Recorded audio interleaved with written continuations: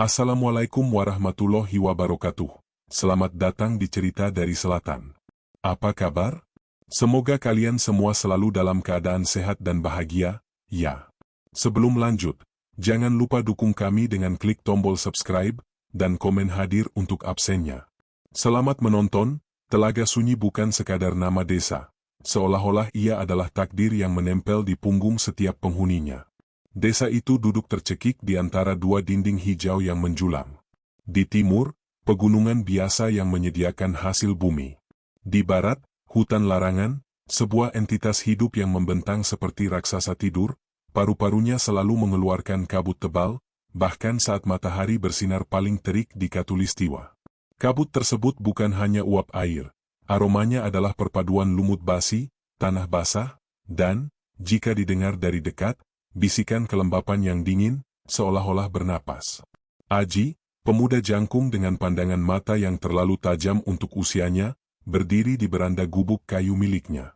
Baru berusia 23 tahun, tetapi punggungnya sudah terbentuk keras oleh beban kayu yang dipikulnya setiap hari. Pemuda itu sering dicap keras kepala oleh para tetua. Bukan karena melawan, melainkan karena menolak tahayul. Dalam dunia Telaga Sunyi yang berpegangan pada jimat dan pantangan, skeptisisme Aji adalah sebuah pemberontakan yang senyap. Langit sudah meredup. Aji menghirup udara malam yang dingin. Beberapa bulan terakhir terasa seperti musim paceklik batin dan materi. Harga kayu bakar lokal jatuh, dan janji-janji proyek pembangunan di ibu kota kecamatan hanya tinggal angin. Dompetnya menipis, dan pandangan mata Wati, adik perempuannya, mulai terlihat khawatir. Kau masih memikirkan Gaharu itu, Ji? Suara berat itu datang dari belakang. Kakek Sarman, satu-satunya kerabat yang tersisa, berdiri di ambang pintu, menyeruput kopi hitam yang pahit. Kakek itu adalah pustaka berjalan Telaga Sunyi. Setiap kerutan di wajahnya adalah catatan tentang batas-batas yang tidak boleh dilintasi. Aji menggeleng. Menolak untuk mengakui obsesi yang membara di dada. Sudah berminggu-minggu pikiran sang pencari kayu tertuju pada kayu gaharu yang tumbuh hanya di bagian terdalam dan tergelap hutan larangan.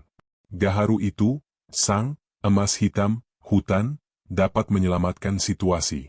Satu bongkah kecil saja bisa menukar nasib. Cuma memikirkan lusa. Stok kayu sudah mau habis, jawab Aji, suaranya berusaha terdengar santai. Jangan bohongi kakekmu, cucu. Matamu sudah terpaku pada kabut abadi itu. Kakek Sarman mendekat, meletakkan cangkirnya di pagar kayu, aroma kopi berpadu dengan kelembapan malam. Kabut itu bukan milik kita, Ji. Di sana, waktu berjalan berbeda. Di sana, mereka menunggu. Mereka? Bunian?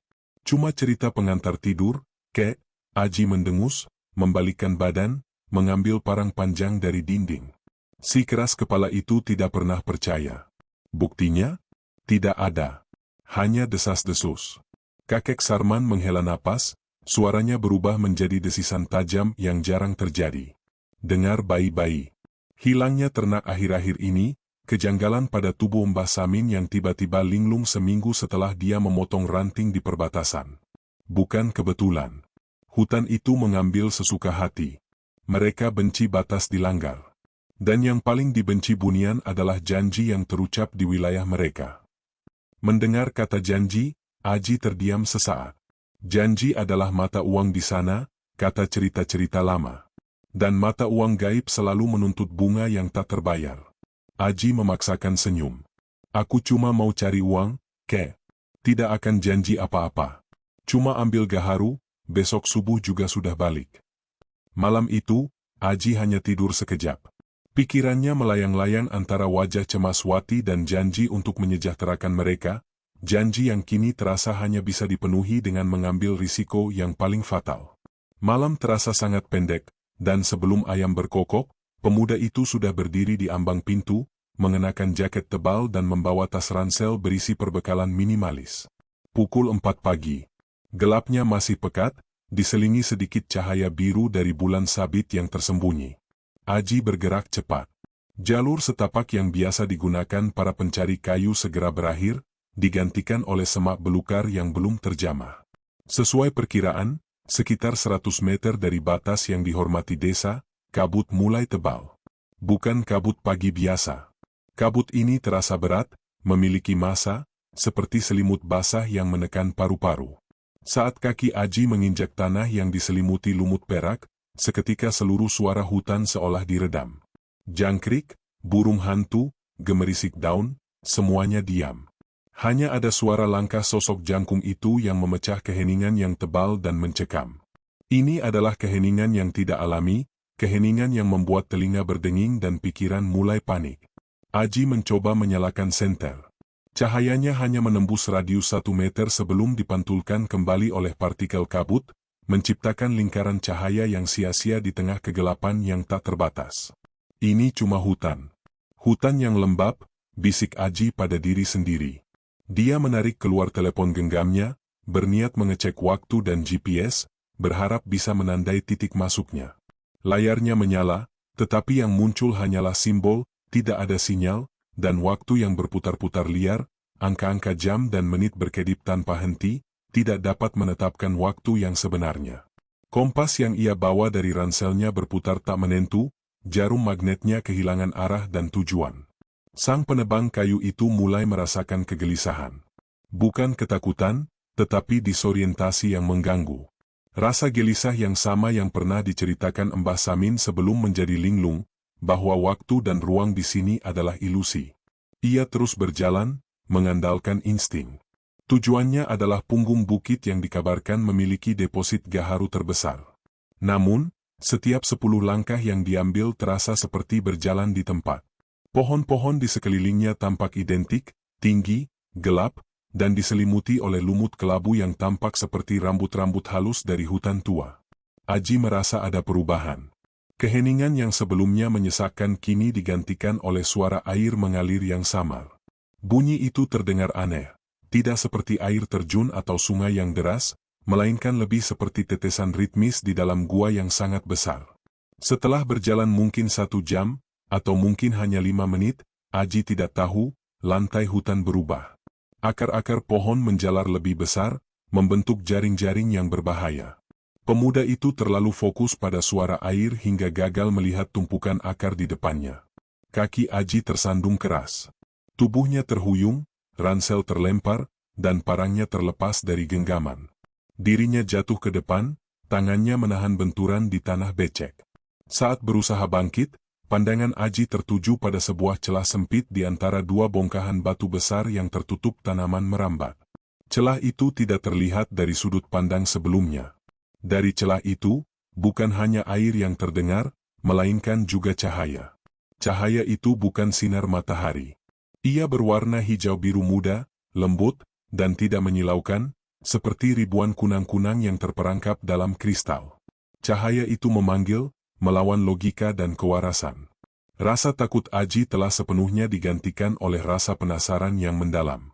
Instingnya berteriak untuk mundur, tetapi kakinya sudah merangkak mendekat. Dia menyingkirkan sulur-sulur merambat, mendorong tubuhnya melalui celah sempit itu. Begitu berhasil melewati celah batu, Aji berdiri, dan seluruh sisa-sisa telaga sunyi, seluruh sisa-sisa dunia manusia, terasa terputus. Dia berada di dalam sebuah lembah kecil, yang meskipun masih berkabut, kabutnya lebih tipis, seperti sutra. Pemandangan di depannya adalah sesuatu yang seharusnya hanya ada dalam dongeng yang dibisikkan. Di sini, di lembah tersembunyi ini, pohon-pohon raksasa memiliki lumut yang memancarkan cahaya sendiri, lampu-lampu hijau redup yang mengubah seluruh tempat menjadi kuil bawah tanah.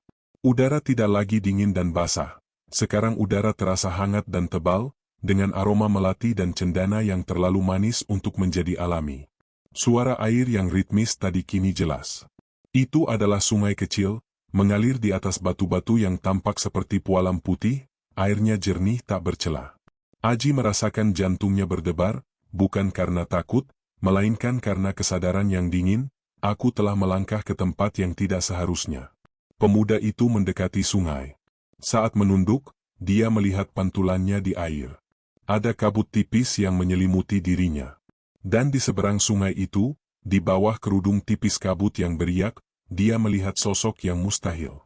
Sebuah siluet duduk di tepi sungai, tidak menyadari kehadiran Aji.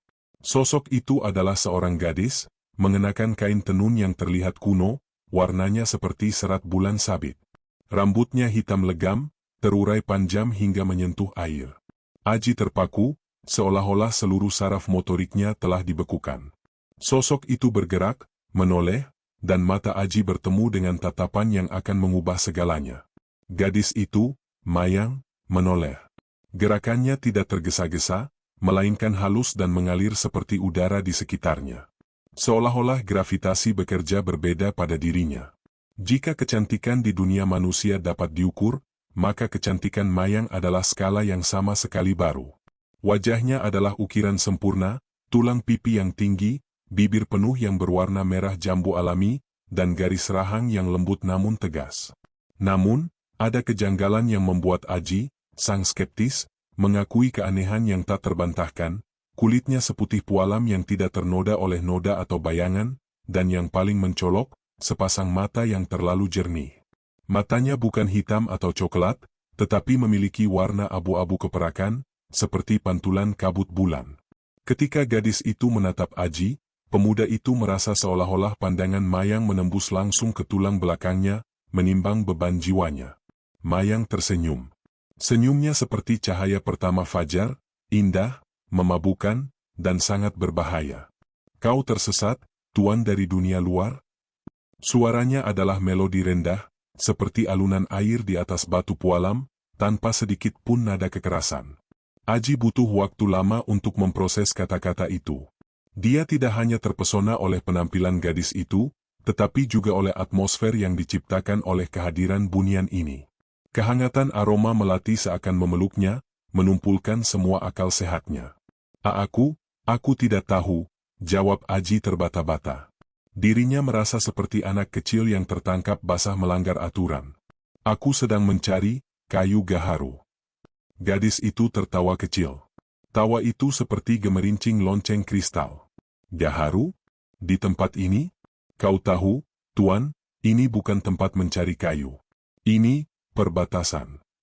Mayang kemudian berdiri, membalikkan tubuhnya. Kain yang dikenakan oleh sang gadis bunian itu tampak tidak diikat, melainkan seperti kabut yang padat melingkari tubuhnya.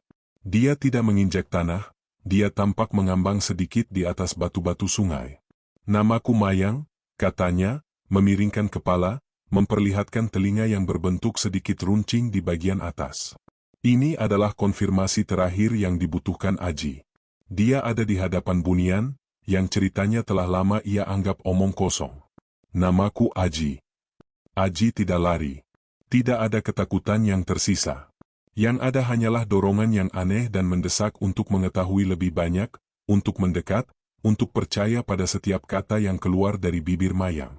Mayang mulai menceritakan sebuah kisah yang terdengar seperti alasan yang dibuat-buat, namun Aji menerimanya dengan kerelaan yang aneh. Kami di sini sedang kesulitan. Ada sesuatu yang hilang, kata Mayang, dengan ekspresi sedih yang begitu meyakinkan. Sesuatu yang sangat penting bagi pohon-pohon ini, bagi kabut ini. Tanpa benda itu, perbatasan kami melemah. Aku dikirim untuk mencarinya di perbatasan, tapi, aku tidak bisa masuk terlalu jauh ke dunia kalian. Mayang menunjuk ke sebuah titik di seberang celah batu, tempat kabut pekat yang tak tembus pandang berada.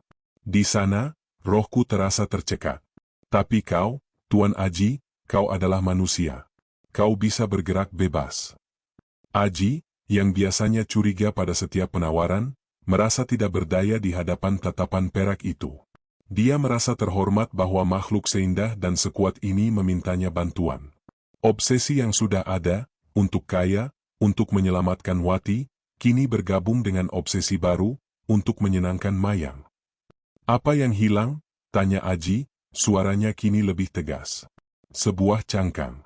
Cangkang kuno yang terbuat dari emas dan tulang burung raja.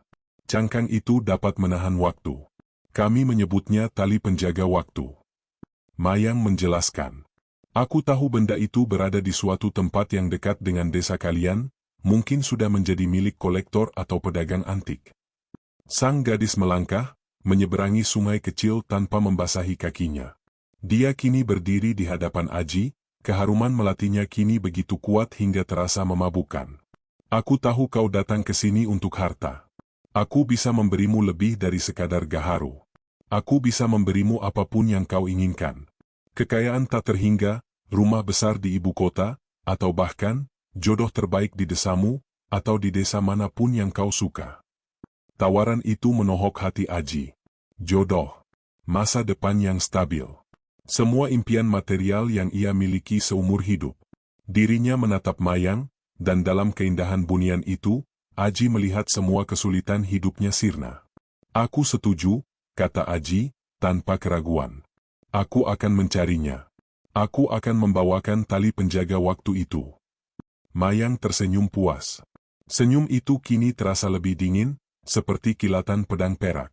Gadis itu lalu mengangkat tangannya yang pucat, dari lipatan kainnya, dia mengeluarkan sesuatu. Itu adalah sehelai daun sirih. Daun itu sudah kering, tetapi yang aneh, ia memiliki urat-urat yang membentuk pola seperti labirin, dan pola itu berwarna perak metalik yang bercahaya redup.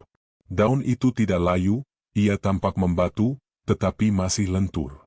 Ini tanda janji kita, ujar Mayang, meletakkan daun sirih itu di telapak tangan Aji yang kasar. Daun itu terasa sangat dingin, suhu yang tidak sesuai dengan iklim hutan. Pegang ini. Ini akan menjadi pengingatmu. Jika kau memegang ini, kau tidak akan melupakan tugasmu, dan kau akan dilindungi dari pandangan teman-temanku yang lain. Berapa lama waktuku? Tanya Aji, mencengkeram daun sirih itu. Tatapan Mayang yang jernih kini menyempit. 3 bulan purnama. 3 bulan di dunia kalian. Itu waktu yang cukup, kan? Aji mengangguk, meyakini dirinya bisa menyelesaikan tugas itu lebih cepat. Mayang bergerak mundur, kembali ke tepi sungai. Wajahnya kembali menjadi misterius, keindahan yang dingin dan terpisah. Ingat, Tuan Aji. Jika tali penjaga waktu itu kembali kepadaku sebelum batas waktu, kau akan mendapat balasan yang luar biasa. Jika tidak, Mayang berhenti, suaranya menurun menjadi bisikan yang masih mampu menembus udara tebal. Maka aku sendiri yang akan datang menagih. Dan harga janji yang ingkar jauh lebih mahal daripada gaharu atau cangkang emas. Gadis itu mengangkat tangannya, seolah memberi isyarat perpisahan. Kabut tipis di sekeliling Mayang tiba-tiba berputar kencang, berubah menjadi pusaran yang cepat. Detik berikutnya, saat kabut itu menghilang, Mayang telah lenyap tanpa jejak. Aji ditinggalkan sendirian di lembah bercahaya, udara terasa dingin kembali, dan keharuman melati mulai memudar. Satu-satunya bukti dari pertemuan mustahil itu adalah daun sirih perak yang terasa dingin dan berat di telapak tangannya. Pemuda itu berbalik, bergegas kembali melewati celah batu. Saat melangkah keluar dari hutan larangan, ia menemukan dirinya kembali di jalur yang biasa. Keheningan hutan telah digantikan oleh suara jangkrik dan burung. Hari sudah pagi, sekitar pukul 8. Aji telah menghabiskan apa yang terasa seperti 2 jam di lembah bunian, tetapi di dunia nyata, hanya 4 jam yang berlalu. Aji melangkah keluar dari kabut, membawa serta daun sirih dingin, obsesi baru, dan janji yang mematikan. Dia tidak sadar bahwa harga yang telah dia sepakati bukan untuk harta, tetapi untuk pertukaran jiwa. Aji tiba di desa Telaga Sunyi saat matahari sudah mulai meninggi, membakar habis sisa-sisa embun pagi. Langkahnya terasa ringan, namun pikirannya berat dan penuh dengan citraan yang mengganggu. Ia berjalan keluar dari batas hutan larangan, membawa serta bau melati yang samar dan dinginnya daun sirih perak di saku jaketnya. Kembalinya sang pemuda disambut bukan oleh kelegaan, melainkan oleh keheranan kakek Sarman. Kau kembali cepat sekali. Hanya sekitar 4 jam sejak kau pergi, ujar kakek Sarman, matanya yang tua menyipit curiga. Tapi kau terlihat berbeda. Aji tahu apa yang kakeknya maksud. Dirinya tidak hanya membawa kayu, tetapi juga membawa kegilaan yang baru. Aji merasa seolah-olah seluruh dunia di Telaga Sunyi menjadi pudar, tidak lagi memiliki warna. Rumah-rumah kayu tampak usang, wajah-wajah penduduk desa terlihat kasar dan biasa saja. Bahkan Wati, adik perempuannya yang paling ia cintai, terlihat kurang bercahaya. Semua itu terasa menjemukan dibandingkan dengan keindahan lembah bunian yang ia lihat di balik kabut. Aku tidak mendapatkan gaharu. Hutan itu terlalu tebal kabutnya, Aji berbohong dengan lancar, kebohongan yang diselimuti oleh kebenaran. Pemuda itu tidak ingin membahas pertemuannya dengan Mayang, ia tahu, kakeknya akan melarang keras. Aku hanya menemukan ini, Aji mengeluarkan sebongkah kecil kayu manis hutan dari ransel, berusaha mengalihkan perhatian. Kakek Sarman tidak tertarik pada kayu. Matanya tertuju pada saku jaket Aji, tempat daun sirih perak itu memancarkan aura dingin yang samar. Kakek Sarman mendekat, hidungnya mencium udara. Kau membawa aroma yang asing, desis sang kakek, suaranya dipenuhi ketakutan yang dingin. Melati yang terlalu manis. Itu bukan aroma dari hutan kita. Aji buru-buru menekan saku, melindungi tanda janji itu. Itu mungkin bunga yang tumbuh liar, Kek. Aku lelah. Aku mau istirahat. Kakek Sarman mundur, tetapi matanya tetap menuduh. Dia tahu cucunya telah melintasi batas yang fatal, sebuah batas yang ia pertahankan dengan cerita dan larangan selama bertahun-tahun. Kakek itu tahu, keheningan Aji lebih menakutkan daripada pengakuannya. Waktu mulai berdetak. Aji tahu ia punya 3 bulan purnama, waktu yang terasa luas namun cepat. Dirinya harus menemukan tali penjaga waktu, cangkang emas dan tulang burung raja, benda yang ia sendiri tidak tahu wujud pastinya. Obsesi yang mengkristal. Sejak hari itu, hidup Aji berpusat pada satu tujuan, Mayang. Meskipun pemuda itu hanya melihatnya sekali, citraan bunian itu terpatri dalam ingatannya dengan kejernihan yang menyakitkan. Kecantikan Mayang, janji kekayaan, dan suara airnya yang melodis, semua itu berputar-putar dalam benak Aji seperti mantra yang diulang-ulang. Dunia nyata tidak lagi menarik. Aji meninggalkan pekerjaan memotong kayu, menolak tawaran-tawaran kecil di desa. Uang bukan lagi prioritas. Menyenangkan Mayang adalah prioritas. Aji mulai menghabiskan berjam-jam di perpustakaan desa yang kecil, membaca buku-buku usang tentang mitologi daerah, jurnal-jurnal kolonial tentang kepercayaan animisme, dan katalog-katalog barang antik yang diselamatkan dari kantor lurah lama. Mencari deskripsi tentang tali penjaga waktu. Mencari petunjuk tentang cangkang emas dan tulang burung raja. Pencarian itu adalah siksaan. Deskripsi yang diberikan Mayang terlalu samar, mungkin sengaja. Beberapa catatan bunian menyebutkan artefak yang terbuat dari emas dan tulang, tetapi semuanya hanya berupa legenda yang kabur. Setiap kali pemuda itu merasa putus asa, tangannya akan merogoh saku, menyentuh daun sirih perak. Sensasi dingin yang menusuk dari daun itu seolah-olah mengirimkan gelombang listrik ke otaknya, mengingatkannya pada urgensi janji itu. Daun sirih itu sendiri adalah misteri. Tidak layu. Urat peraknya selalu memancarkan kilau lembut di kegelapan. Tanda janji itu kini bukan hanya pengingat, ia adalah jangkar obsesi Aji. Kakek Sarman semakin curiga dan khawatir. Melihat cucunya yang dulu pekerja keras kini berubah menjadi penyendiri yang terobsesi pada buku-buku kuno dan benda misterius di sakunya. Kau terlihat seperti mayat hidup, Ji, ujar kakek Sarman suatu sore, saat Aji sedang sibuk membolak-balik peta tua desa Telaga Sunyi. Wajahmu pucat. Kau tidak makan. Aku bisa merasakan ada sesuatu yang mengikatmu. Aku baik-baik saja, Kek. Aku sedang merencanakan sesuatu, elak Aji, matanya tidak beralih dari peta. Kakek Sarman akhirnya memutuskan untuk bertindak. Saat Aji tertidur kelelahan setelah semalaman membaca, kakek Sarman diam-diam mendekati saku jaketnya dan menarik keluar daun sirih itu. Begitu daun sirih perak berada di tangan kakek Sarman, sebuah gelombang dingin yang menusuk menghantam tubuh sang kakek. Rasa dingin itu disertai dengan bisikan samar yang terdengar seperti tawa Mayang, rendah dan mencemooh. Kakek Sarman menjatuhkan daun itu seolah-olah terbakar. Wajahnya pucat pasi, matanya membelalak ketakutan. Dirinya tahu. Ini bukan mainan atau jimat biasa. Ini adalah ikatan. Aji terbangun mendengar suara jatuhan dan erangan kakek Sarman. Kek, ada apa? Aji segera mengambil daun sirih itu, yang kini terasa lebih dingin dari sebelumnya, seolah-olah marah karena disentuh oleh orang lain. Kakek Sarman memaksakan dirinya untuk duduk, napasnya tersengal-sengal. Itu bukan milik kita, Ji. Itu adalah tali bunian. Kakek itu berbicara dengan suara yang bergetar. Dia menjelaskan legenda yang ia dengar dari kakeknya, bunian tidak bisa berbohong tentang janji. Mereka memberikan janji dan mengharapkan janji. Jika janji ditepati, balasan akan diberikan setara. Tetapi jika janji dilanggar, hutan larangan, cucu, bisik kakek Sarman. Itu adalah wilayah Ratu Mayang dari klan Hutan Barat. Mereka tidak mengambil harta biasa. Mereka mengambil hati, mereka mengambil ingatan, atau mereka mengambil waktu. Kakek Sarman menunjuk daun sirih perak itu. Daun itu adalah kontrakmu. Selama ia tidak layu, janji itu masih hidup. Tapi lihat warnanya, Ji. Perak. Itu artinya janji itu terbuat dari ilusi dan keindahan. Ratu Mayang telah memikatmu dengan hal-hal yang tidak nyata.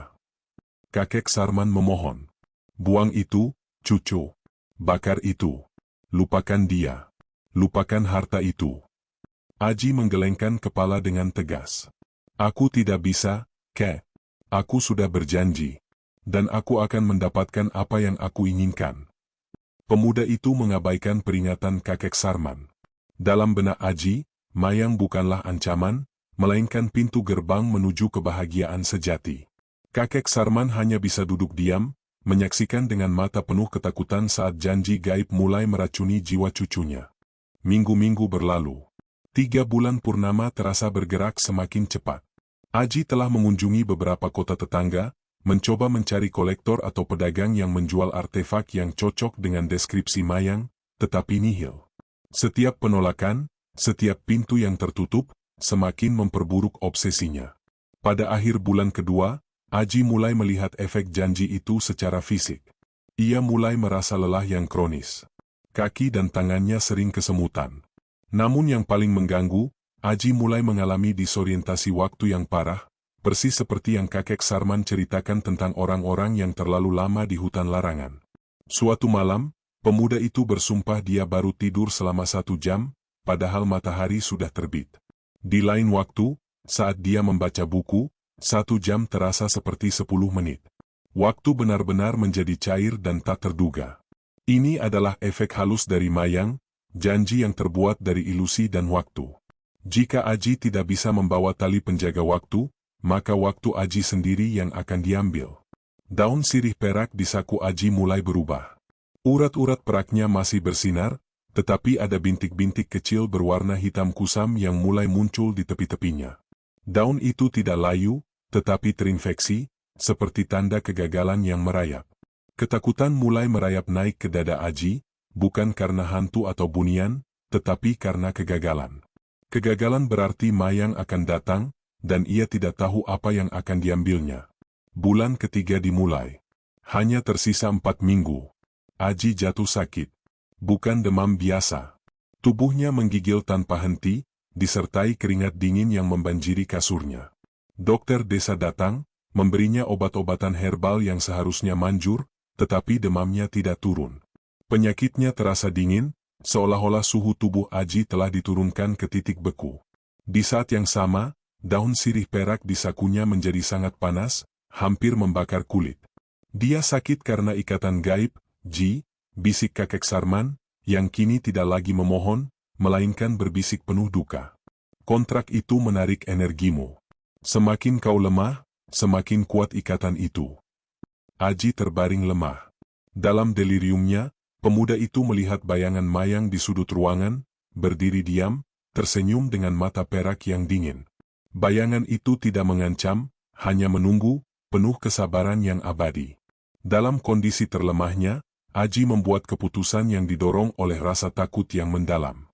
Dia adalah seorang skeptis, dan ia akan kembali ke skeptisismenya. Dia hanya mimpi buruk. Hanya demam. Dia tidak nyata, bisik Aji pada dirinya sendiri, mencoba memutus tali batin yang mengikatnya pada keindahan Mayang. Dirinya mencoba meyakinkan diri bahwa kunjungan ke hutan larangan adalah delusi yang disebabkan oleh keracunan jamur atau kekurangan tidur. Aji merangkak ke kotak api. Dengan sisa tenaga yang ada, pemuda itu mengeluarkan daun sirih perak dari saku. Aku ingkari janji ini, Aji mendesis, penuh kepengecutan. Aku tolak. Aku bakar ini. Kau tidak nyata. Aji melemparkan daun sirih itu ke dalam bara api. Daun itu jatuh ke atas kayu yang menyala.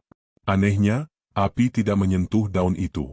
Daun sirih perak itu duduk di tengah api yang membara, warnanya tidak berubah menjadi hitam, tidak mengeluarkan asap. Justru, daun itu mulai memancarkan cahaya perak yang menyilaukan, dan suhu di ruangan itu turun drastis, seolah-olah air es disiramkan ke dalam ruangan. Aji berteriak, bukan karena takut, melainkan karena kesakitan yang mendalam. Dia merangkak mundur.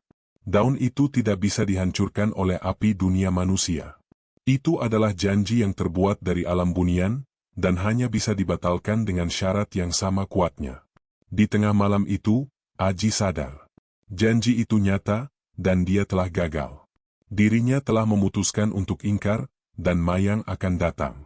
Keesokan paginya, hal yang ajaib sekaligus mengerikan terjadi. Aji bangun.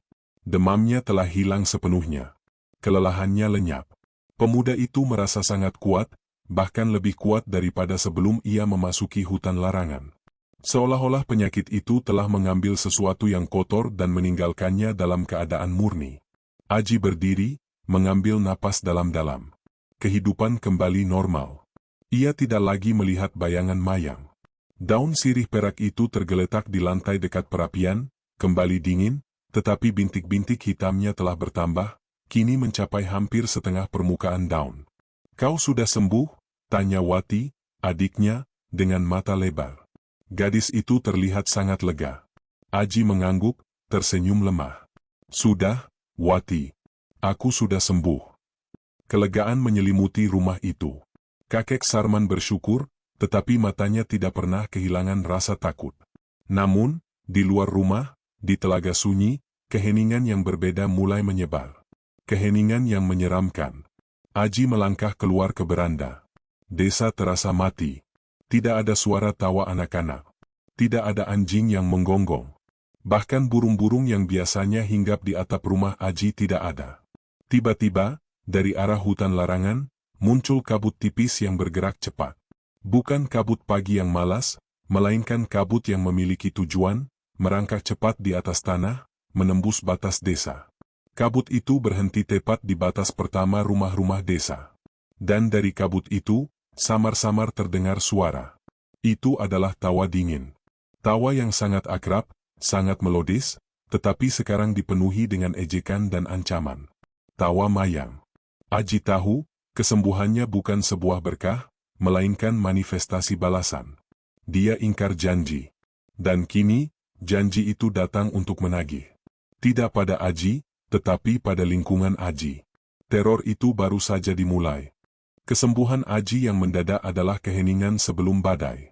Telaga sunyi, desa yang dulu damai dan sederhana, kini memasuki babak horornya sendiri, yang dipicu oleh ingkarnya seorang pemuda atas janji gaib. Malam itu, penduduk desa merasakan perubahan atmosfer. Udara terasa berat, dan cahaya bulan seolah-olah dicuri oleh kabut yang kini parkir permanen di perbatasan desa. Di rumah Aji, ketegangan terasa tebal. Kakek Sarman tidak tidur. Dirinya duduk di depan perapian, merapalkan doa-doa kuno yang ia ingat, mengusir roh jahat dengan bisikan yang hampir tidak terdengar.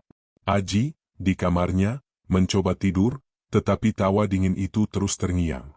Tawa Mayang terasa dekat, seolah-olah dia berbisik tepat di samping telinga Aji. Suara-suara mulai datang dari luar. Bukan suara alam. Ini adalah suara yang dihasilkan oleh kekuatan yang lebih tua dan lebih dingin. Pertama, bisikan. Bukan kata-kata yang jelas, melainkan gema dari nama-nama penduduk desa, yang diserukan oleh suara yang sangat merdu namun sangat jauh. Bisikan itu terdengar dari sumur yang gelap, dari balik pohon kelapa, dari celah sempit antara dinding rumah. Bisikan itu menyusup ke telinga penduduk desa, membuat mereka terjaga, merasakan ada sesuatu yang mengawasi. Kedua, kaca jendela yang retak. Tanpa angin, tanpa sentuhan fisik, kaca-kaca jendela rumah penduduk mulai retak secara halus. Retakan itu membentuk pola-pola yang aneh, terkadang menyerupai urat-urat daun sirih perak di saku Aji. Retakan itu bukan kerusakan biasa, ia adalah tanda kepemilikan. Aji tahu ini adalah perbuatan Mayang. Gadis bunian itu tidak perlu menggunakan kekerasan fisik. Ia hanya perlu memanipulasi atmosfer, memanfaatkan kelemahan psikologis manusia. Pagi harinya, penduduk desa berkumpul. Mereka semua melaporkan pengalaman yang sama, bisikan dan retakan kaca. Mata mereka penuh ketakutan. Itu kemarahan hutan, teriak Pak Karta, seorang petani tua yang ternaknya hilang seminggu sebelumnya. Kita telah mengganggu batas mereka. Semua mata mulai tertuju pada Aji, sang pemuda yang baru sembuh dari penyakit aneh dan yang diketahui telah memasuki hutan larangan. Pandangan penduduk desa itu tajam, penuh tuduhan yang terselubung. Manifestasi balasan tidak hanya bersifat akustik dan visual, tetapi juga fisik, menghantam mata pencaharian Telaga Sunyi. 2 hari setelah kembalinya Aji, sumur utama desa, sumber air kehidupan mereka, tiba-tiba kering. Sumur itu sudah ada ratusan tahun, tidak pernah kering bahkan di musim kemarau terpanjang. Sekarang, ia hanyalah lubang gelap, tanah di dasarnya retak dan kering. Para pemuda desa mencoba menggali lebih dalam, tetapi setiap kali mereka mencapai lapisan tanah yang basah, tanah itu tiba-tiba mengering seolah-olah panas api telah melaluinya. Pada malam yang sama, kabut dari hutan larangan bergerak melampaui batasnya, merangkak ke ladang jagung dan sawah padi di pinggiran desa. Kabut itu tidak mencair dengan datangnya matahari. Saat pagi tiba, para petani menemukan sawah mereka hancur. Bukan karena hama, melainkan karena tanaman-tanaman itu tiba-tiba menjadi hitam, membeku di tempat, dan menjadi rapuh seperti abu yang beku. Kakek Sarman mendekati Aji dengan wajah putus asa. Dia mengambil sumber hidup kita, Ji. Air, panen. Dia ingin kita menderita, merasakan apa artinya kekurangan, persis seperti obsesimu pada harta bunian. Aji merasa dihantam oleh rasa bersalah. Dia memang serakah, tetapi dia tidak pernah berniat menghancurkan desanya. Pemuda itu mencengkeram daun sirih yang kini hampir 70% diwarnai oleh bintik-bintik hitam, tanda kehancuran janji. Rasa sakitnya bukan lagi fisik, melainkan kesadaran bahwa ia adalah pembawa kutukan. Teror itu mencapai puncaknya seminggu setelah bencana kekeringan. Wati, adik perempuan Aji, adalah cahaya di tengah kegelapan rumah mereka. Gadis itu baru berusia 18 tahun, periang, dan penuh mimpi. Pada malam Jumat Kliwon, saat kakek Sarman sedang melakukan ritual pelindungan di teras, Aji terbangun oleh suara rintihan pelan dari kamar Wati. Aji bergegas masuk. Wati terbaring di tempat tidur, tetapi matanya terbuka lebar, menatap lurus ke sudut ruangan yang kosong. Wati? Ada apa? Kau sakit? Tanya Aji panik, menyentuh dahi adiknya. Dahinya tidak panas, tetapi sangat dingin, seperti suhu daun sirih itu. Wati tidak menjawab. Gadis itu mulai berbicara, tetapi yang keluar dari bibirnya bukanlah suara Wati. Itu adalah gumaman, kata-kata yang terlalu tua, terlalu dingin, dan terlalu melodis untuk diucapkan oleh seorang manusia biasa. Kau telah ingkar. Ingkar janji? Kapan kau akan kembali? Wati mulai menggerakkan tangannya, menunjuk ke sudut ruangan kosong itu.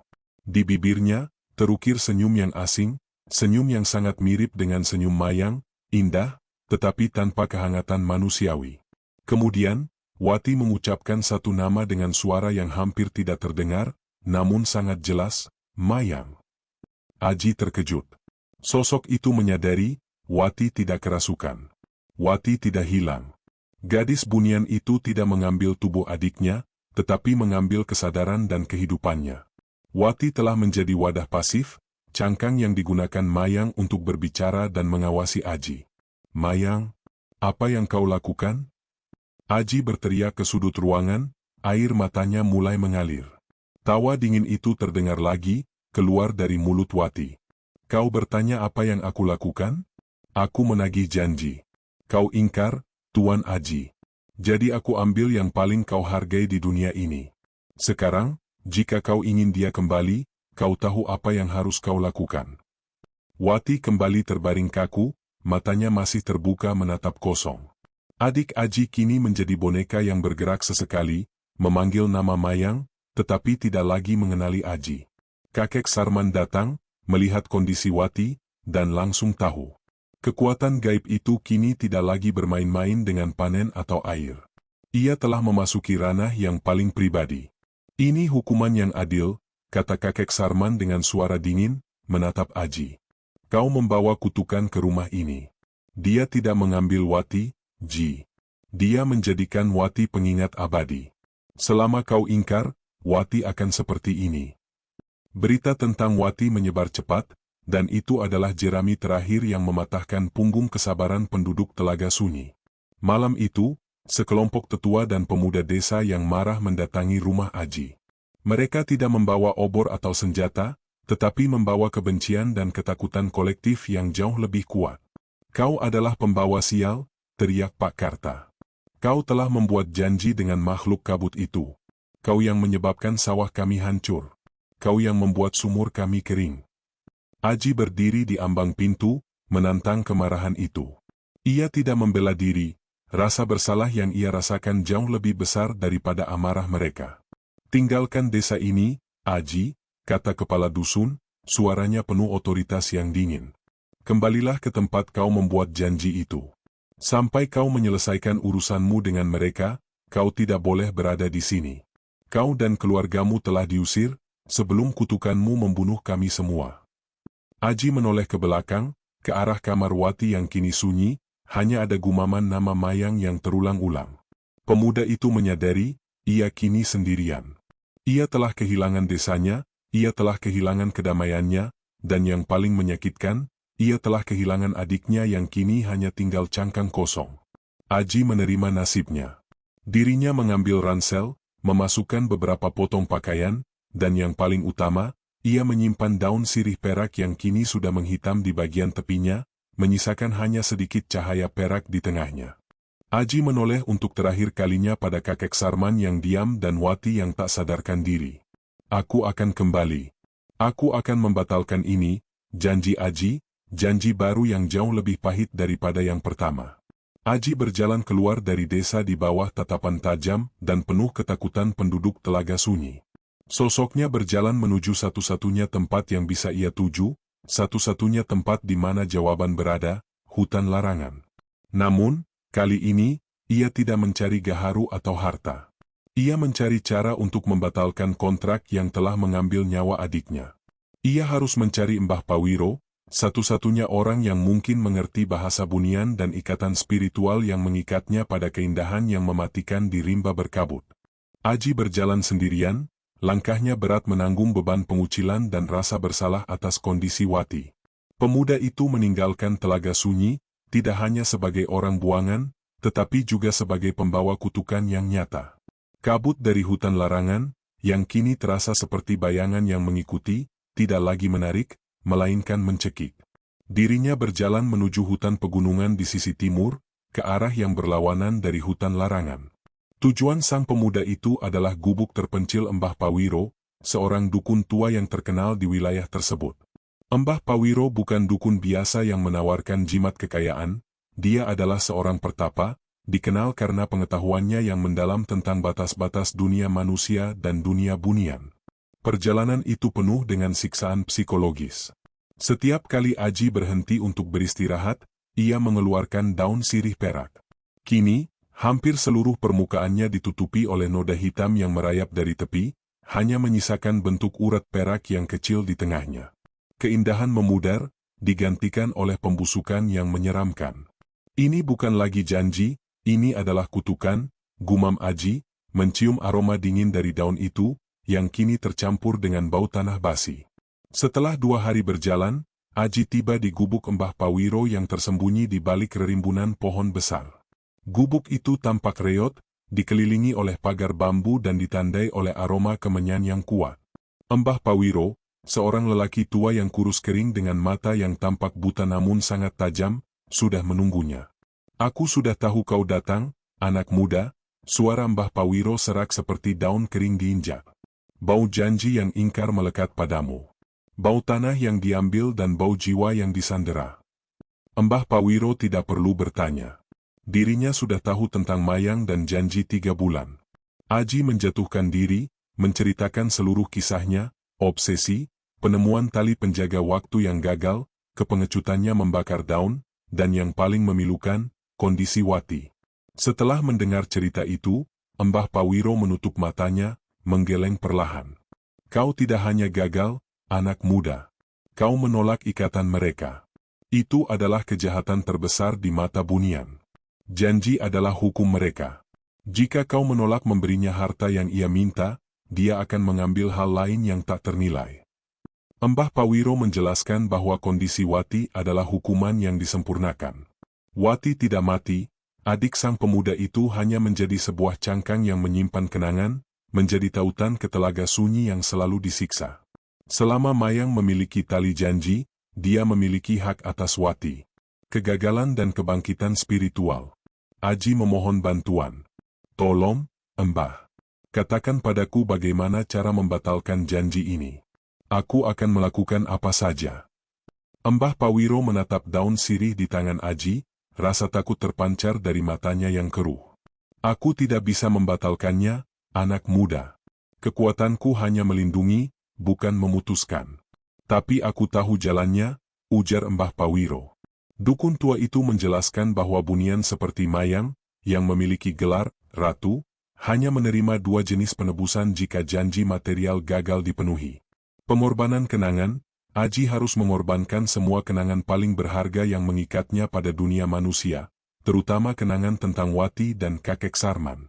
Pengorbanan ini akan membuat Aji menjadi kosong, hidup tanpa masa lalu, tetapi akan membebaskan Wati. Pusaka spiritual, menukar janji itu dengan pusaka yang memiliki nilai spiritual yang setara atau melebihi tali penjaga waktu.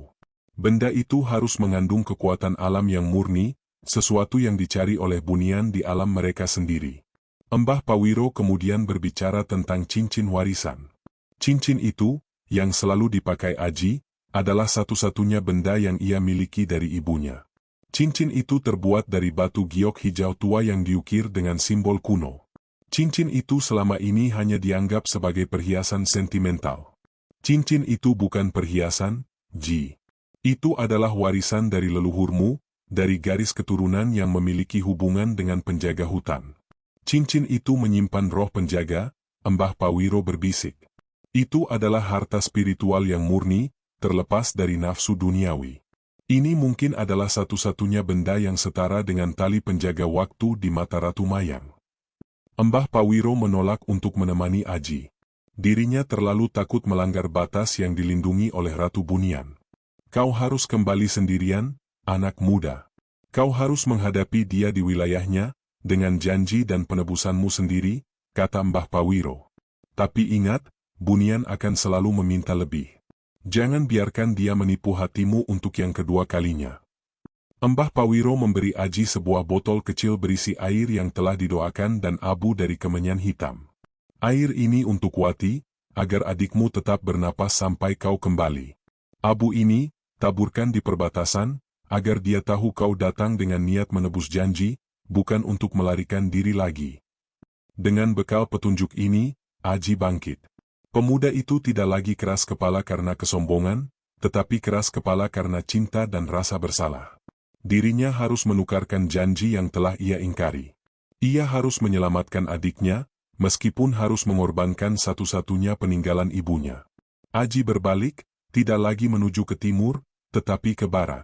Kembali ke rimba yang kini terasa seperti pintu neraka pribadi. Penolakan dari cincin. Saat Aji kembali berjalan, dirinya mencoba mengeluarkan cincin warisan dari jarinya. Keanehan pun terjadi. Cincin itu tidak mau lepas. Sejak kecil, cincin itu selalu pas di jarinya. Sekarang, seolah-olah kulit Aji telah menahan cincin itu dengan erat. Aji mencoba melonggarkannya, menariknya, bahkan melumasinya dengan air, tetapi cincin itu menempel dengan keras. Aji mulai panik. Jika ia tidak bisa mempersembahkan cincin warisan, maka satu-satunya pilihan yang tersisa adalah mengorbankan kenangan. Mengorbankan kenangan tentang Wati, hanya untuk menyelamatkan cangkang fisik Wati. Ketakutan spiritual melanda Aji. Ia menyadari, cincin itu bukan hanya peninggalan, cincin itu adalah pelindungnya. Cincin itu adalah satu-satunya ikatan spiritual Aji yang tersisa dengan dunia manusia. Jika ia melepaskannya, ia akan menjadi kosong. Aji menyadari bahwa Mayang telah mengikatnya tidak hanya dengan tanda janji, tetapi juga secara spiritual. Cincin itu menolak dilepaskan karena roh penjaga di dalamnya tahu bahaya yang menanti di hutan larangan. Aji duduk di tepi sungai, mencoba menenangkan diri. Pemuda itu menatap daun sirih perak yang kini hampir sepenuhnya hitam, kecuali sedikit kilauan perak yang seperti titik harapan kecil. Aji kemudian berbicara pada cincin itu, memohon, dan menjelaskan mengapa ia harus melepaskannya. Dirinya harus mengorbankan warisan untuk menyelamatkan keluarga. Pada akhirnya, Aji mengambil keputusan radikal. Dia tidak akan lagi mencoba melepaskannya. Dia akan membawa cincin warisan itu bersamanya ke hadapan Mayang, menawarkan cincin itu tanpa melepaskannya. Jika kau ingin cincin ini, Mayang, kau harus datang dan mengambilnya dariku sendiri, Aji mendesis, sebuah tantangan terakhir kepada Ratu Bunian. Aji bangkit. Malam sudah larut. Udara dingin dan lembab. Dirinya mulai melihat kabut tebal hutan larangan di kejauhan, kabut yang kini tampak lebih gelap dan lebih pekat dari sebelumnya. Aji tidak lagi merasa sakit, tetapi ia merasa dikosongkan. Pemuda itu siap untuk pertarungan terakhir. Aji berdiri di ambang batas. Ia menaburkan abu kemenyan hitam yang diberikan Mbah Pawiro ke tanah, menciptakan garis tipis di antara daun-daun basah. Abu itu mendesis pelan saat bersentuhan dengan tanah, memancarkan aroma pahit yang seharusnya menjadi pengusir. Begitu Aji melangkahi garis abu itu, suasana langsung berubah. Kali ini, tidak ada lagi keindahan yang memikat atau aroma melati yang manis. Hutan larangan kini menunjukkan wajah aslinya. Kabut yang menyambut Aji berwarna hitam pekat, tebal hingga membatasi pandangan hanya beberapa inci di depan wajahnya. Senter yang dibawa Aji tidak berguna, cahayanya diserap total oleh kegelapan. Suara-suara yang didengar Aji bukan lagi bisikan merdu, melainkan desisan yang tajam dan tak jelas. Seolah-olah ada ribuan ular yang bersembunyi di balik pohon. Aji merasa diserang oleh ilusi. Pohon-pohon di sekelilingnya tampak bergerak, batangnya membungkuk ke arahnya, cakar-cakar ranting siap untuk mencengkeram. Pemuda itu merasa merayap di punggungnya. Ada bayangan yang bergerak cepat di sudut matanya, bayangan yang terlalu besar dan terlalu cepat untuk menjadi hewan biasa. Aji mencengkeram erat daun sirih perak di satu tangan, daun itu terasa sangat dingin. Di tangan lainnya, dirinya memegang parang. Meskipun ia datang untuk bernegosiasi, naluri bertahan hidupnya menolak menyerah pada kegelapan. Pemuda itu berjalan, mengandalkan ingatan samar-samar tentang perjalanannya 3 bulan lalu. Dia mencari gua tersembunyi, celah batu, yang membawanya ke lembah Bunian. Namun, hutan itu tidak mau bekerja sama. Setiap 5 menit, Aji tiba di tempat yang sama persis. 3 pohon tumbang dengan bentuk yang khas, genangan air yang memantulkan cahaya samar, semua berulang tanpa henti. Ini adalah trik Bunian. Mereka memanipulasi ruang dan waktu untuk membuat manusia hilang akal, terjebak dalam lingkaran tanpa akhir. Aji menghentikan langkahnya. Dirinya menutup mata, mencoba fokus pada hal yang tidak bisa dipalsukan oleh ilusi, cincin warisan. Pemuda itu menyentuh cincin itu, dan merasakan kehangatan yang lembut beresonansi dari batu giok itu, melawan dinginnya daun sirih perak. Aji membuka mata. Dirinya mengabaikan ilusi visual dan hanya berfokus pada arah magnetis yang ia rasakan dari cincin itu, menariknya ke satu titik yang tidak logis secara geografis. Gua di balik ilusi. Setelah berjalan, atau lebih tepatnya, merangkak, selama waktu yang tidak dapat ia hitung, cincin warisan itu berdenyut kuat, hampir menyakitkan. Aji mendapati dirinya berdiri di depan dinding batu yang tampak padat dan kusam. Pemuda itu tahu, inilah ilusi terakhir. Celah batu itu pasti disembunyikan di balik dinding ini. Aji berteriak, suaranya serak. Aku datang menepati janjiku yang ingkar. Keluarkan ilmumu, Mayang. Aku tahu kau di sini. Aji mengayunkan parang, bukan untuk menyerang, tetapi untuk menantang. Dirinya memukul dinding batu ilusi itu. Parangnya menembus udara, dan ia jatuh ke depan. Ternyata, dinding itu hanyalah kabut padat. Aji terhuyung, dan ia menemukan dirinya berada di dalam gua. Bukan lagi lembah bercahaya, melainkan gua yang gelap, dinding-dindingnya ditutupi oleh kristal yang memancarkan cahaya biru dingin. Udara di sini terasa tipis, membuatnya sulit bernapas. Gua itu menuju ke sebuah ruangan besar. Di tengah ruangan, terdapat sebuah singgasana yang diukir dari akar pohon tua, dan di singgasana itu, Mayang duduk, menunggunya. Penampilan Mayang kini telah berubah drastis dari pertemuan pertama. Gadis Bunian itu kini mengenakan gaun yang lebih gelap, terbuat dari bahan yang tampak seperti malam itu sendiri, dengan perhiasan yang terbuat dari tulang dan lumut bercahaya. Wajah Mayang masih cantik tanpa celah, tetapi matanya kini memancarkan cahaya biru perak yang keras dan dingin. Senyumnya tidak lagi menggoda, melainkan bengis, menunjukkan otoritas yang kejam. "Kau datang terlambat, Tuan Aji." Suara Mayang tidak lagi melodi, melainkan nada yang tajam, seperti pecahan kristal. 3 bulan purnama telah lewat, dan kau datang dengan janji yang busuk. Mayang menunjuk ke daun sirih perak di tangan Aji. Daun itu kini 100% hitam, tidak ada lagi jejak perak, hanya kehitaman yang rapuh, bau pembusukan yang tak tertahankan. Tanda janjimu sudah mati. Kau gagal. Waktu telah habis. Sekarang, kau harus membayar harganya. Aji berdiri tegak. Pemuda itu tidak lagi takut pada kecantikannya. Dia hanya merasakan kebencian dan kebutuhan untuk menyelamatkan Wati. "Aku tahu aku gagal. Aku datang untuk menebusnya," kata Aji, suaranya tegas, penuh tekad yang dipinjam dari cincin warisan. Aji mengangkat tangan yang mengenakan cincin giok itu. "Aku tidak membawa tali penjaga waktu. Tapi aku membawa ini. Cincin warisan. Ini adalah benda spiritual yang murni. Ini adalah warisan dari ibuku. Nilainya melebihi cangkang emas yang kau cari." Mayang menyipitkan mata peraknya, memandang cincin warisan di jari Aji. Untuk pertama kalinya, muncul ekspresi ketertarikan yang tulus di wajahnya. "Ah, roh penjaga kuno. Itu memang benda yang berharga. Sesuatu yang layak untuk diperdagangkan," kata Mayang, bangkit dari singgasananya. Gadis bunian itu mendekati Aji. Kehadirannya memancarkan gelombang dingin yang menekan, dan aroma melatinya kini menjadi busuk, seperti bunga yang mati. "Tapi janji ini tidak hanya soal pusaka, Tuan Aji," bisik Mayang, kini berdiri sangat dekat, mencondongkan tubuhnya hingga wajah mereka hampir bersentuhan. "Kau telah menolakku. Kau telah menolak keindahan yang aku tawarkan, janji kekayaan, dan jalan keluar dari dunia kasarmu. Kau mencoba menghancurkan tanda janjiku. Itu adalah penghinaan, bukan hanya kegagalan."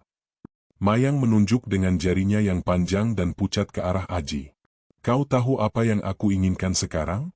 Aku tidak lagi menginginkan tali penjaga waktu. Aku ingin kau." Gadis itu tersenyum lebar, senyum yang menunjukkan taring kecil.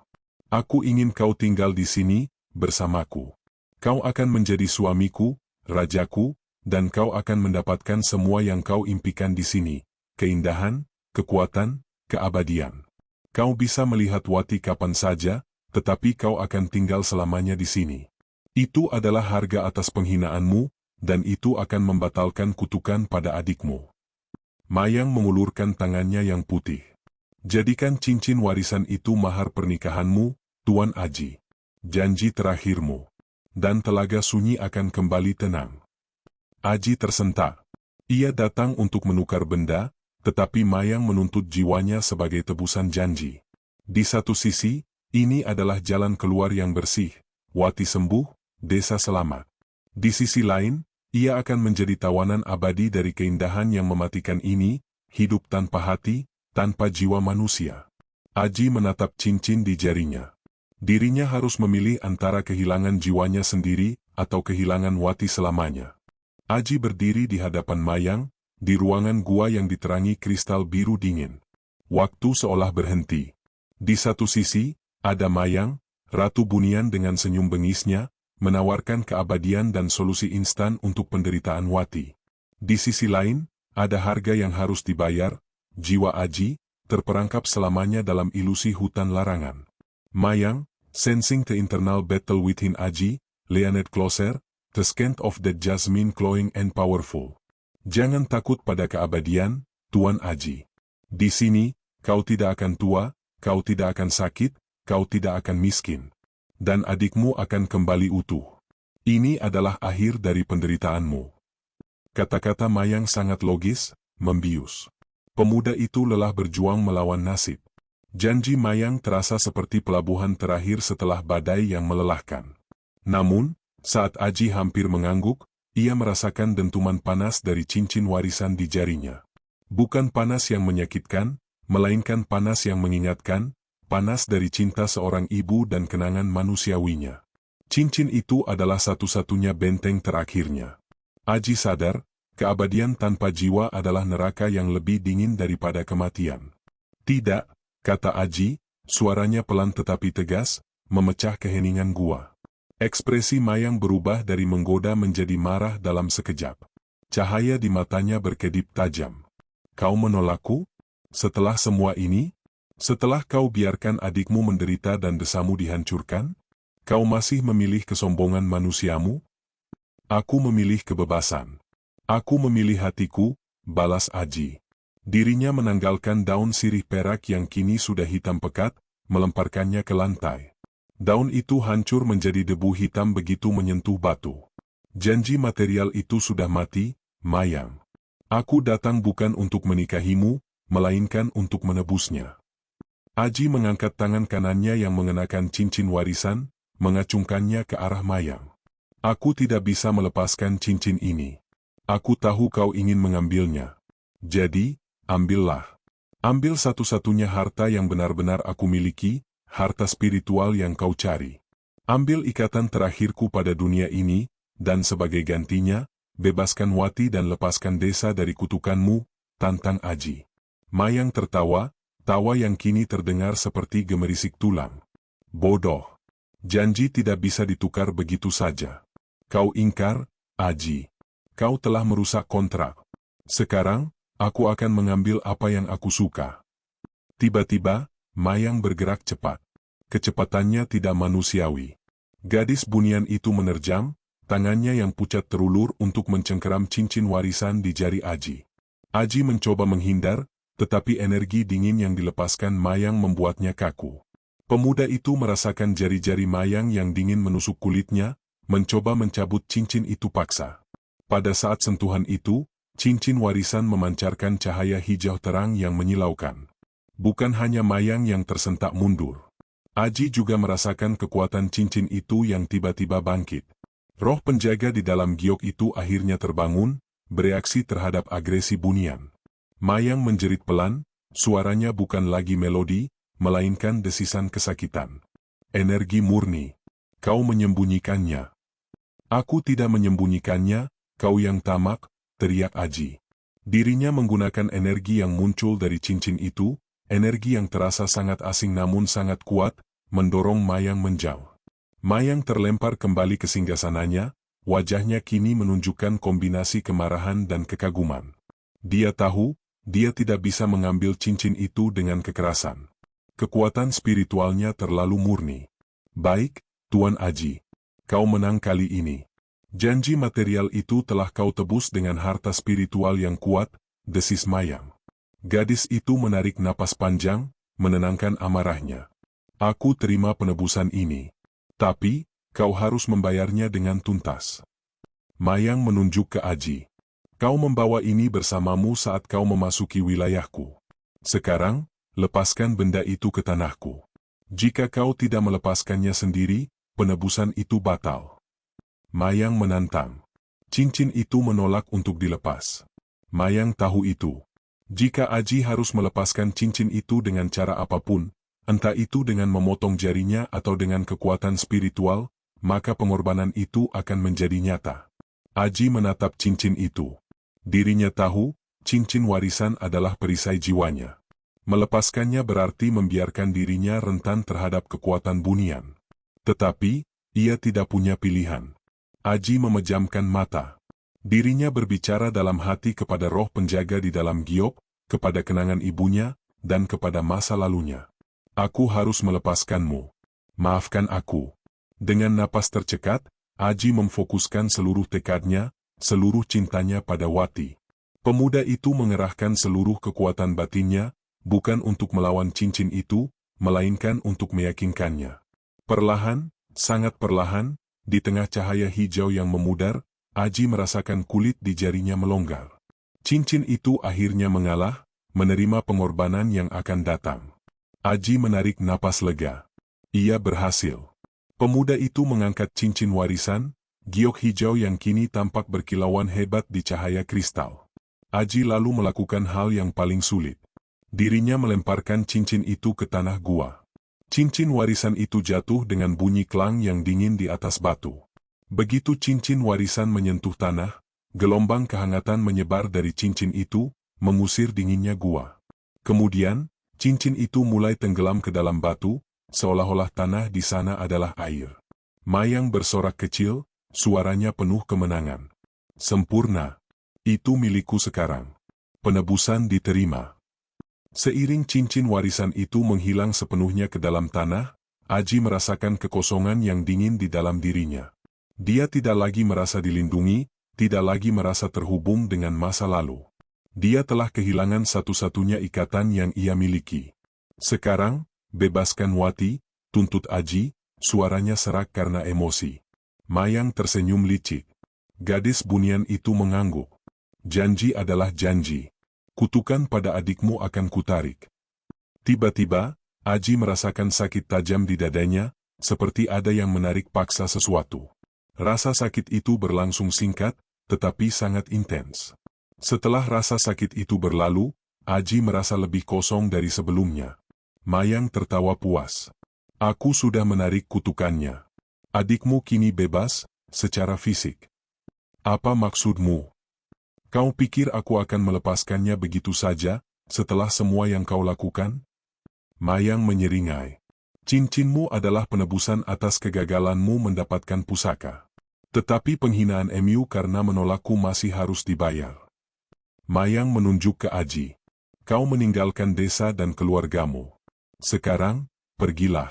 Wati bebas dari kutukan, tetapi ia tidak akan pernah memaafkanmu. Desa juga tidak akan pernah menerima pembawa sial sepertimu. Kau memang bebas, Tuan Aji, tetapi kau akan hidup sebagai bayangan yang tidak diinginkan di dunia manusia. Mayang telah memberikan kebebasan fisik, tetapi ia telah memastikan Aji tidak akan pernah menemukan kedamaian psikologis. Ia telah menghukum Aji dengan pengucilan abadi. Aji tidak menjawab. Pemuda itu berbalik, mengambil parang, dan tanpa menoleh lagi, dirinya berjalan kembali ke arah celah gua. Aji keluar dari hutan larangan. Kali ini, tidak ada ilusi atau tawa dingin. Hutan itu sunyi, membiarkannya pergi. Pemuda itu berjalan terseok-seok kembali ke telaga sunyi. Malam telah tiba. Saat dirinya tiba di batas desa, Aji melihat sebuah gubuk kecil. Di depan gubuk itu, duduk seorang lelaki tua yang tampak sangat lelah, Kakek Sarman. Kakek Sarman melihat kedatangan Aji. Matanya menyipit. Wati, sudah bangun, kata Kakek Sarman, suaranya datar. Dia sadar kembali sore hari. Dia baik-baik saja. Aji tersenyum lega, air mata menetes. Dia selamat, Kek. Aku berhasil. Namun, Kakek Sarman tidak menunjukkan kelegaan. Dirinya hanya menatap Aji dengan mata sedih. Dia sadar, Nak, lanjut Kakek Sarman. Tapi dia sangat membencimu. Dia tahu, kau yang membawa kutukan ke sini. Dia tahu, kau yang membuatnya hampir mati. Dia memohon padaku, agar kau tidak pernah kembali ke rumah itu.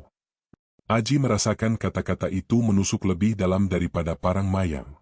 Dirinya telah menyelamatkan Wati, tetapi telah kehilangan kasih sayang Wati selamanya. Dirinya telah menjadi pahlawan yang dikutuk, seorang pengorban yang tidak mendapatkan pengampunan. Aji berdiri di kegelapan, di ambang telaga sunyi, desa yang telah ia selamatkan, tetapi yang tidak akan pernah menerimanya kembali.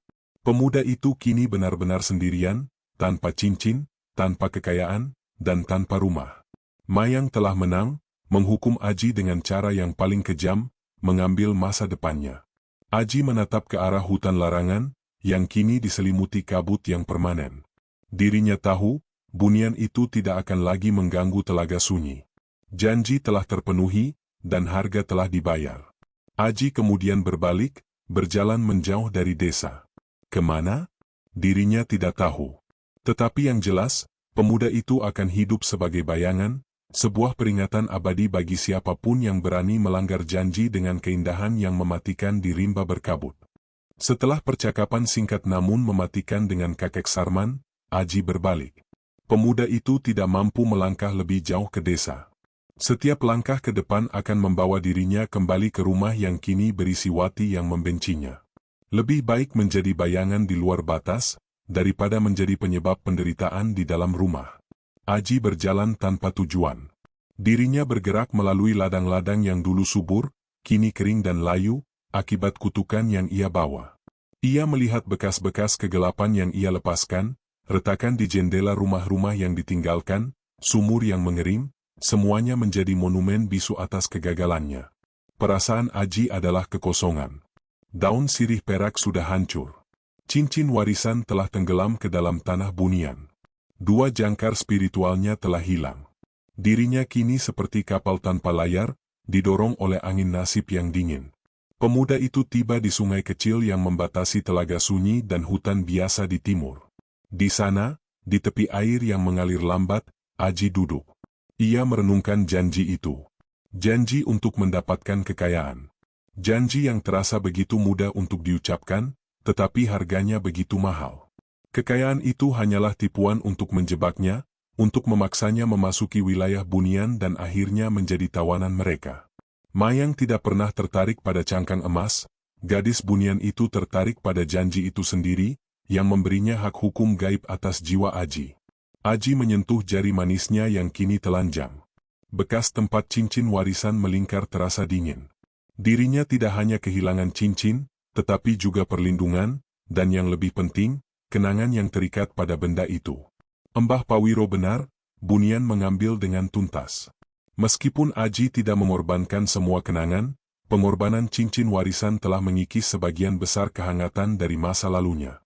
Ia teringat pada wajah Wati, tetapi ingatannya kabur. Senyum Wati terasa jauh. Tawa Wati terdengar asing. Aji menyadari bahwa Mayang telah mengambil bagian terbaik dari kenangannya tentang Wati sebagai bagian dari penebusan, memastikan bahwa meskipun Wati sembuh, Aji tidak akan lagi merasakan cinta yang sama kuatnya. Hukuman itu dirancang untuk abadi. Pagi hari berikutnya, Aji bangkit, mengambil keputusan terakhir. Dirinya harus melihat Wati, untuk meyakinkan dirinya sendiri bahwa adiknya benar-benar pulih, terlepas dari kebenciannya. Aji bergerak diam-diam, seperti pencuri, kembali ke batas telaga sunyi. Pemuda itu bersembunyi di balik pohon asam yang besar, mengamati rumahnya. Pintu rumah mereka terbuka. Kakek Sarman keluar, wajahnya masih keruh, tetapi ada ketenangan yang kembali dalam gerak-geriknya. Tak lama kemudian, Wati keluar. Aji tersentak. Gadis itu terlihat sepenuhnya normal. Warna kulitnya kembali, matanya jernih, dan langkahnya mantap. Wati telah sembuh.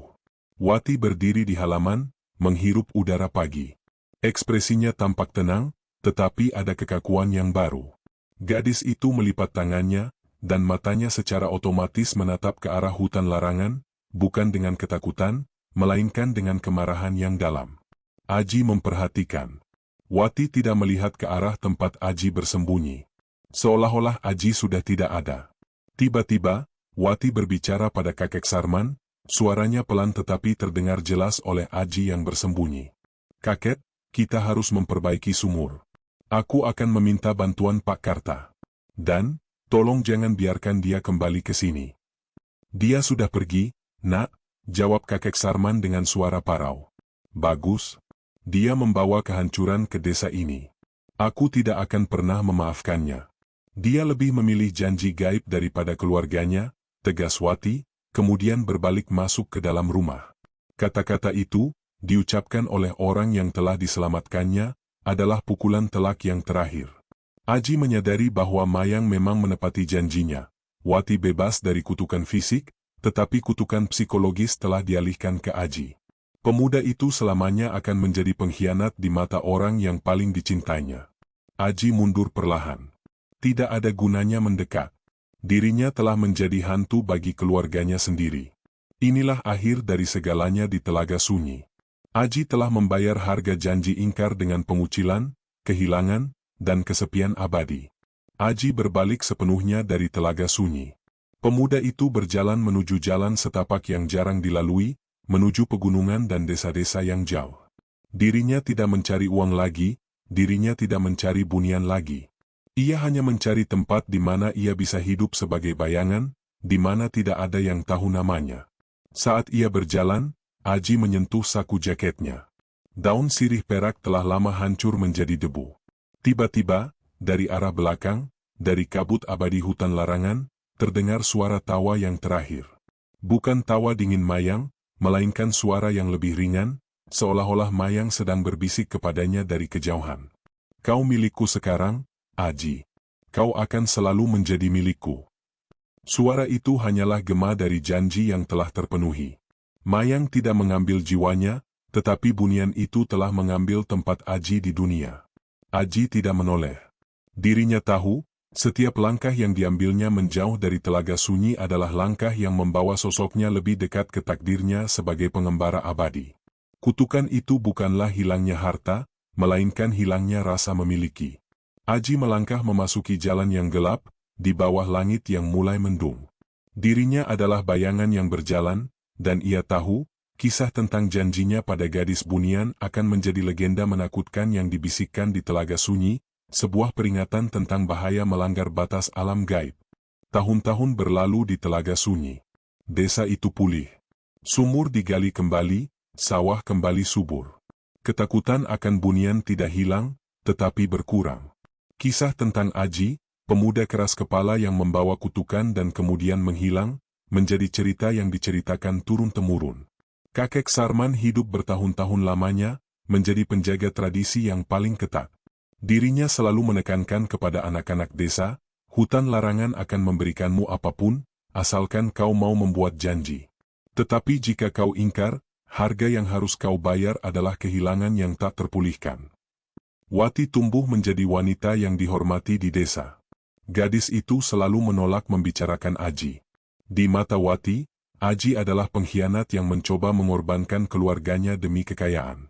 Ia tidak pernah benar-benar tahu pengorbanan Aji di Gua Kristal, karena Mayang telah memastikan bahwa ingatan yang tersisa di Wati adalah ingatan tentang pengkhianatan, bukan penyelamatan. Itu adalah sentuhan akhir kekejaman bunian. Hutan larangan sendiri tampak tenang. Kabutnya kini permanen, tidak lagi bergerak mengancam ke desa, tetapi tetap di tempatnya, menutupi perbukitan dengan kerudung kelabu yang tidak pernah surut. Ia telah mendapatkan apa yang diinginkannya, janji yang ditepati dan jiwa yang selamanya terombang-ambing. Sesekali, seorang pencari kayu yang terlalu berani melaporkan melihat bayangan seorang pria tinggi, kurus, dan berpakaian usang, duduk di tepi kabut, menatap desa dengan mata kosong. Pria itu tidak pernah mendekat, dan tidak pernah menyapa. Beberapa tahun setelah kepergiannya, Aji muncul kembali di pinggiran Telaga Sunyi. Sosoknya kini telah menjadi tua sebelum waktunya. Rambutnya memutih di pelipis, dan pandangan matanya selalu jauh. Pemuda itu tidak mencari pengampunan, dirinya hanya mencari kedamaian singkat. Aji berjalan ke tepi hutan larangan, di tempat ia pertama kali melangkahi batas, tempat daun sirih perak menjadi hidup. Di sana, ia menemukan Mayang, menunggu. Gadis bunian itu tampak sama, abadi, dan sangat cantik. Wajahnya berseri-seri di bawah kabut. Mayang tersenyum, senyum yang kini tidak lagi mengancam, tetapi penuh kepuasan. Kau kembali, Tuan Aji, kata Mayang, suaranya kembali menjadi melodi yang dingin. Kau tidak bisa jah-jah, bukan? Jantungmu ada di sini, terkubur bersama cincin itu. Aji tidak menunjukkan emosi. Dirinya menatap Mayang, tidak lagi dengan nafsu atau ketakutan, tetapi dengan rasa lelah yang mendalam.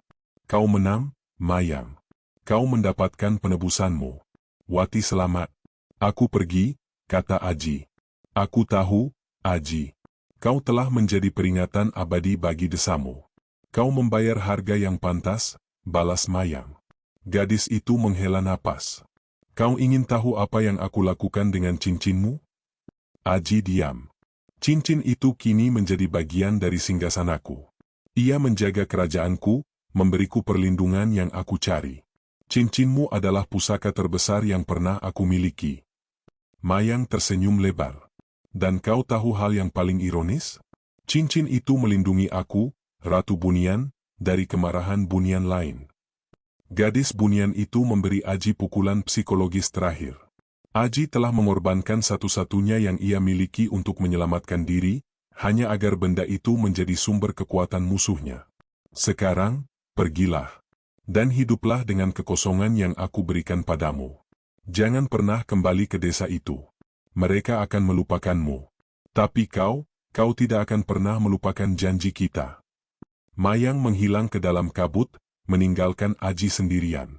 Aji menatap telaga sunyi untuk terakhir kalinya. Dirinya melihat Wati dan kakek Sarman duduk di teras. Mereka tampak bahagia. Mereka telah melanjutkan hidup. Tanpa Aji. Aji merasakan kedamaian yang aneh. Dirinya telah mencapai katarsis. Ia telah mengerti takdirnya. Pemuda itu berbalik, tidak lagi berjalan ke jalan setapak yang ditunjukkan Mbah Pawiro, tetapi berjalan ke arah hutan yang lebih dalam, ke arah yang tidak memiliki nama. Aji menghilang dari pandangan. Dirinya menjadi legenda, bayangan di perbatasan, roh yang tidak terikat pada kematian maupun kehidupan. Cerita Aji menjadi pengajaran di Telaga Sunyi. Jika kau memandang ke hutan larangan dan mencium aroma melati, hati-hati. Jika kau membuat janji di bawah kabut, pastikan kau menepatinya.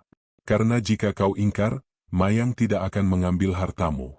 Dia akan mengambil sesuatu yang jauh lebih berharga, tempatmu di dunia. Aji hidup sebagai pengembara abadi, jiwanya terkikis, kenangannya samar, selamanya terikat pada keindahan yang mematikan dan janji yang ingkar di rimba berkabut.